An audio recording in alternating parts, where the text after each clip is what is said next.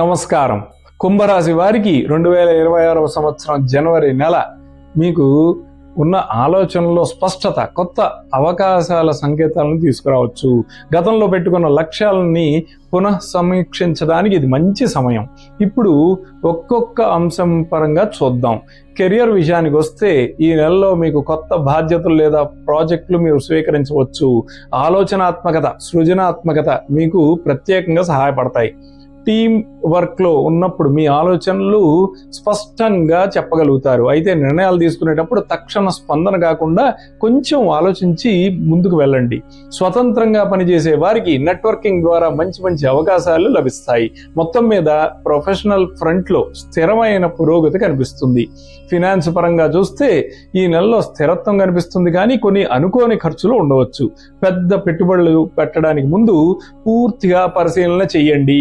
చిన్న వ్యాపారాలు లేదా ఫ్రీలాన్స్ పనుల్లో అలా చేస్తున్న వాళ్ళలో ఆదాయం పెరుగుదల అనేది కనిపించవచ్చు.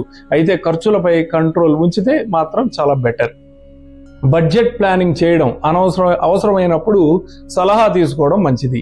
హెల్త్ పరంగా చూస్తే సాధారణంగా బాగానే ఉంటుంది, కానీ మానసిక ఒత్తిడి వలన నిద్రలో అంతరాయం రావచ్చు.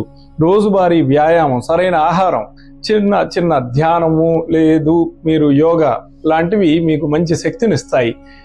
ఎప్పుడైనా శరీరంలో చిన్న సమస్యలు కనిపిస్తే వాటిని నిర్లక్ష్యం మాత్రం అస్సలు చేయొద్దు. ముందస్తు జాగ్రత్తలు తీసుకోవడం తప్పనిసరి.